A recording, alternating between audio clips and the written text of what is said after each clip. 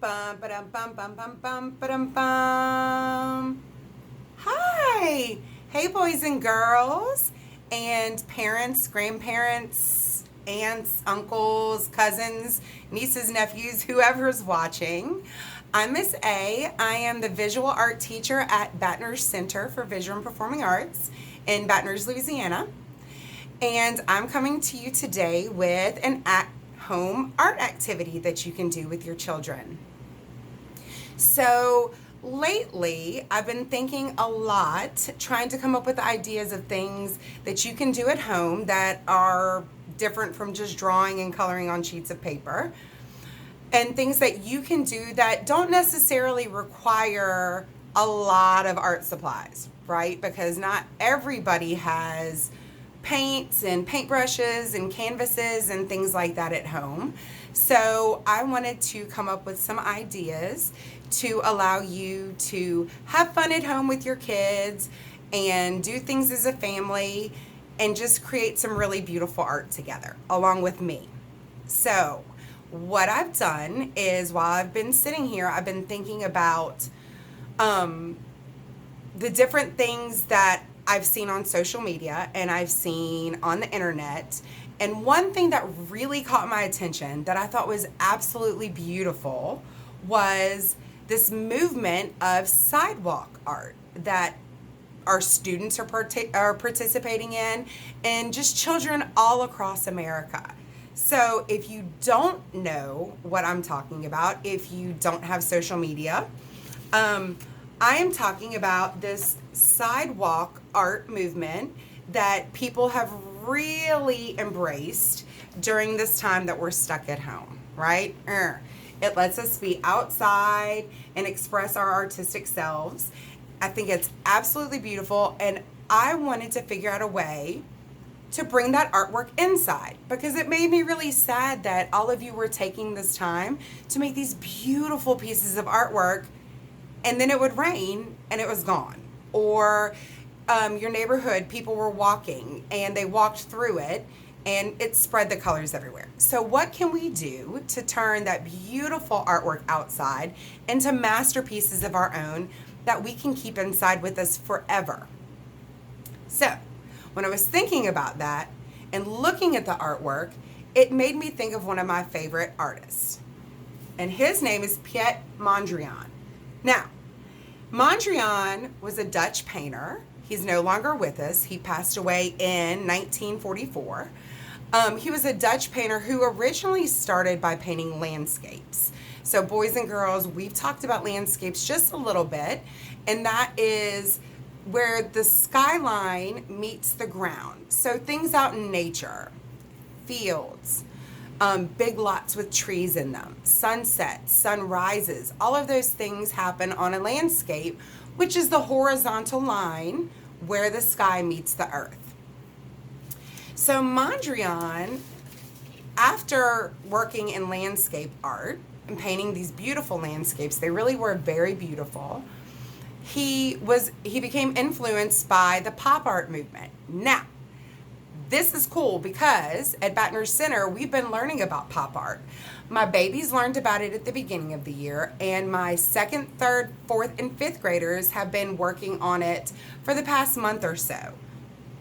Now, pop art comes from, the word pop is from popular. So pop art is inspired by things that are popular in society. So things that we see everywhere, things that we use constantly. Right now, a really funny piece of pop art would be toilet paper, right? It's the topic of conversation. Everybody's talking about it because it's hard to find. So Mondrian used the color influences of pop art, which, as we know from learning about pop art, that means bright, bold, contrasting colors. So colors that really stand out from one another. He added that color scheme to geometric shapes, which he focused mainly on squares and rectangles. Okay, so he would create artwork like this using nothing but geometric shapes and alternating color patterns using really bright, bold, intense colors, which resulted in a beautiful, or turned out to be a beautiful piece of artwork that caught everyone's attention. Now, I don't know about you, but this looks familiar to me. Do you see how the different shapes are all different sizes? Looks pretty similar, huh? So the artwork that you've already been doing at home, whether you knew it or not, is inspired both by pop art and by Mondrian. So today's activity will be turning those pieces of sidewalk art into in-home art using things that I found from around my house. Now, I realize, I know, I'm an art teacher. I have things at home that not everyone has. I'm not expecting you to go out and buy anything. So I'm going to give you a few options on how you can use things from around your house to create your own piece of artwork. So, how we get started,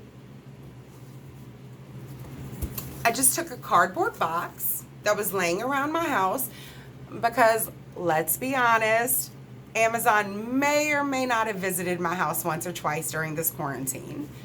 And I'm just going to simply remove the flaps. I'm going to cut the ends off of the cardboard box. Now, while I'm saying that, let me make this very clear. Boys and girls, I need you to listen to Miss A. That the cutting of the cardboard is a parent or a grown-up job. So moms, dads, grandparents, whomever the child is with, you are going to remove those pieces of cardboard. Boys and girls, cardboard is very thick. It's not like cutting a piece of paper. So it needs adult hands and the strength of adult hands. So grown-ups, you can use an X-Acto knife or a box cutter or even a pair of scissors. Just make sure they're a decent pair of scissors, because if not, your hand is going to get really tired. Okay? So you're going to remove the piece of cardboard. Now, you can choose any size you want. It can be a small piece. It can be a larger piece. You can open the box up, make it a much bigger piece. It's up to you how big of a piece you want to use. Now, once you have removed your cardboard from the box, first option is we can paint it black. Now, I've just used regular black acrylic paint, a flat paint. You don't want gloss, just a flat paint. You can use black paint or black spray paint would work too. Option number 2, you can paint it white, or even better yet, if the cardboard's already white, that's great too. Now, I've painted this also with an acrylic that I had laying around the house, but I'm not going to use, I don't know if you can tell, it's still wet. This is a much thicker acrylic, so I'm not going to be showing you how to use the white today. I'm going to work on the black piece. And then finally, you can leave it brown just as it comes, as long as there's no writing on it. You don't want any lettering on it.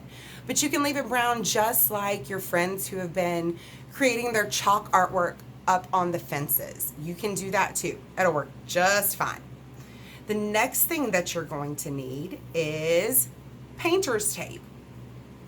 Now, if you don't have painter's tape, you can probably use the brown masking tape. That's the like the paper tape, but you can't use Scotch tape very easily. So the reason you want a painter's tape is because it's not going to peel up my paint from the background, the original application of paint, the black or the white, whatever I put down.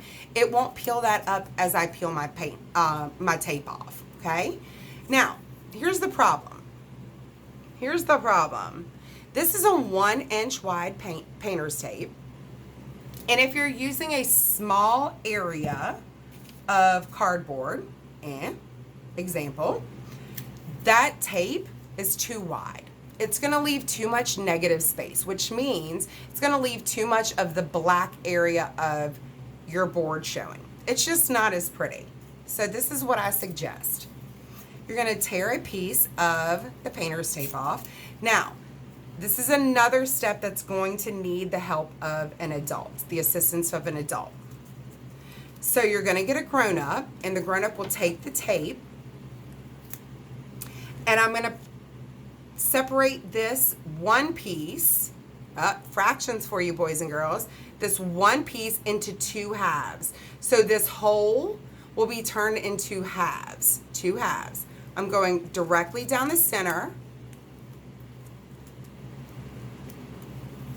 all the way up lengthwise on my painter's tape. And I now have 2 half-inch pieces of painter's tape. See that? So it's 2 halves, which came from, let's look at it again, 1 hole. So now we have 2 halves. Now, I've cheated and I've cut some pieces ahead of time because it does take a minute. It's going to take you a little bit of time to cut that. And you're going to take your board, whichever color you've chosen, all of them use the same type of tape. And then you are going to create geometric shapes all over your board. Okay, we're going to create a pattern on our board of these shapes. I'm going to take my tape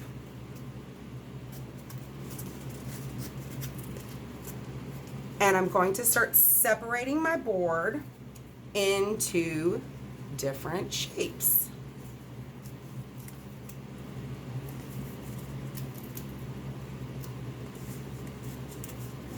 So I have a triangle, I have a rectangle.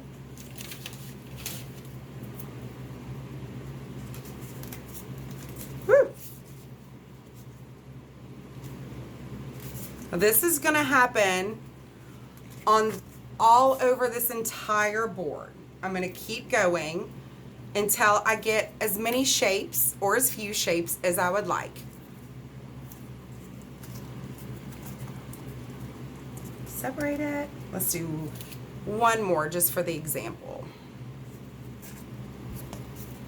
Sorry, it's hard to do holding it up. Okay, so I've separated my board into a few different shapes. Now, you can get as fancy as you would like to with this. I've seen people online make crosses in the center. I've seen children and students who have figured out how to create hearts, circles, diamonds, hexagons, octagons, pentagons, whatever shapes you would like. Just as long as you have a bunch of them all over your area, the surface area of your board. So if I were going to paint this one, this is just my example, okay? But if I were gonna paint this one, I would break it up into even more shapes. That way I can have a beautiful array of colors, a bunch of different colors represented. But because it's my example and we don't all wanna be sitting here for an hour watching Miss A create art, I am going to show you how to paint it. So the first media that I'm going to use, and it's actually and unfortunately the only one I'm going to show you, but I will tell you how to use the other ones, I'm going to use acrylic paint. Now, you can't use tempera on this project because it will crack, especially on the cardboard. You need to use an acrylic paint if you're going to use paints. Now, I have a hack for parents.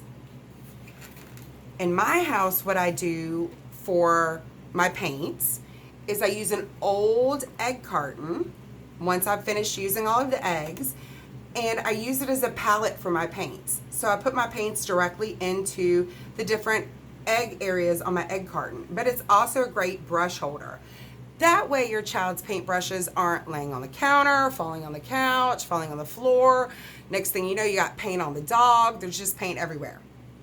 The coolest part about this is when I'm finished painting, I can move my brushes and it closes. And voila, there's no mess. It's all in this little carton. That way, if you want to save the paint, you can save the paint for a day or two, or you can toss it and it's super easy cleanup. All right, I am going to first use blue because blue is my favorite color. Paintbrush. If you have paint but you don't have paintbrushes, let them use a Q-tip. It works just as well. So I'm going to take some of my acrylic paint and then I'm going to paint in one of the shapes or one of the areas that I have used, that I've created with my painter's tape. I'm going to paint it in fully. Now here's the tricky part on this. I can use blue or any color. I can use one color more than one time on my board. However, you don't want the same color to be adjacent to itself. And the boys and girls have already learned this year in Miss A's class. Adjacent means side by side.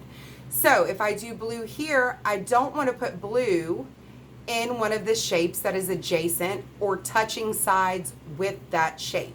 So I could come over here and paint this area blue. I could have gone here if I wanted to, because the side is not touching the shape next to it. It's touching at a point. We just don't want it to be adjacent, which means side by side. Now, the other tip that I'm going to give you is if you choose to paint on a black surface with either yellow, orange, or even some pinks, you're going to need to paint that area more than one time, and I'm going to show you why. So if I use my orange paint on top of the black paint, you can still see the black paint underneath it. Okay? So all you have to do is take a blow dryer, like you would dry your hair with, and dry the entire board. Don't do it one area at a time. Wait until you finish the board. Take the blow dryer, blow dry it, and it will dry it, and you can put another coat on. I would recommend 2 or 3 coats so that you don't see the black through, unless you like it that way, and then that is completely fine. But that's what I did. I used a hair dryer. It let it move along very quickly. It got it dry very quickly. I think the whole project that I did, the one that I made earlier, only took me 10 minutes because I used the blow dryer to dry the paint. Oh, speaking of that painter's tape, remember earlier how I was telling you you want to use a painter's tape? If you're using painter's tape, if you have it, it is very important that you let your background dry completely before you put the tape down. And I'm going to show you why. Miss A made the mistake because I got very excited when I figured I wanted to do this. And I put the paint down. I thought it looked dry. I put the tape on. And then whenever I went to pull the tape off, because the paint was wet, the paint had dried to the tape and it pulled the paper off. So let this be a lesson. You want to wait for the background to fully dry before you put the painter's tape on it, okay? But just like Bob Ross says, there are no mistakes, only happy accidents. And I tried it, which is how I figured out how to do it properly. Now, I'm going to show you the one that I did. Oh, oops. Once you've painted them all in, then you will go back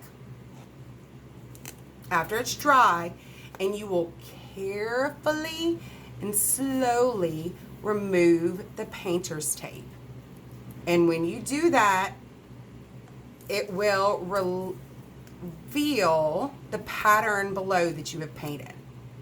Okay? Now I'm going to show you the one that I've done as an example for you. Ta-da!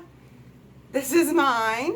And like I said, this only took me about 10 minutes, even, excuse me, my nose tickles, even with blow drying the paint and having to do it multiple times, it only took me about 10 minutes. Now, once it's dry and you've removed the painter's tape, it's ready to go. You can put it on your wall. The cardboard is thin enough to be able to fit inside of a picture frame, so you can get your favorite picture frame and put it inside of that.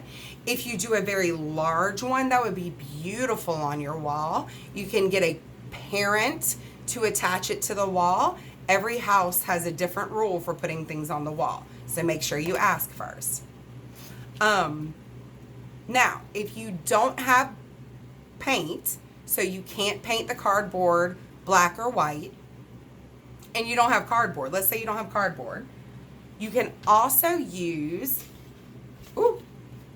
paper plates. Well, it's okay, I'll leave it on there. This is my example of how you can start putting it on on a paper plate. So on a paper plate, you can do the exact same thing with the painter's tape. This is also the painter's tape that I've cut. And you would just create a pattern on the paper plate with the painter's tape. Now, if you have a paper plate that has this super cute little patterns on it, like Miss A's happy little Easter plate, you don't want to try to paint on this side. This has a wax coating on it, and your paint is going to crack and peel off of it. Even the acrylic will come up. So you want to be on the paper side. The best part about paper plates, or doing this on paper in general, like if all you have at home is paper, you can still do the same thing. The best part is that we can do this one with markers. So if all you have at home are markers, you can use markers. Or on this one, the paper plate, as well as your white painted background, you can use crayons. You can use my students' favorites, color pencils. And you can use any type of color pencils you have. Miss A has a lot of them. So you can use color pencils, crayons. If you have oil pastels, if your parents have oil pastels, you can use oil pastels on the white background. They'd be beautiful. Now, an idea that I came up with, which I'm super excited about because I already loved this project, is if you find a smaller piece of cardboard, for example, the end of this Amazon box that I have, it looks really big, but it's just the camera, because it's actually very small. See it next to that one? If I cut this piece off, which I'm going to do later, I'm gonna turn it into a magnet for my refrigerator. That way, boys and girls, your parents can use your artwork magnet to hang up your other artwork on the refrigerator. I think that's a great idea. I love it. Now, when you're finished, you don't just have to hang them on the wall or put them in your room. I know that as parents, we love our children's artwork, and that's fine if you want to do that. But what I recommend doing is make it for someone else. Think about all of the helpers in our community right now who are helping us every day. Garbage men and women, postmen and women, so the mailman and the mailwoman, doctors, nurses, the people who work at the grocery store, all of these people who are the heroes right now during this time that we're going through together. You can give it to them and say, you know what? I see you. I see the beautiful things that you're doing to keep our community safe, and I wanted to do something beautiful for you. And I think that would be a really great way just for you to say thank you to the people around you. All right, well, I hope you all have fun and enjoy this activity, and I will see you later. Peace, love, and light. Mwah. I love you all. Bye.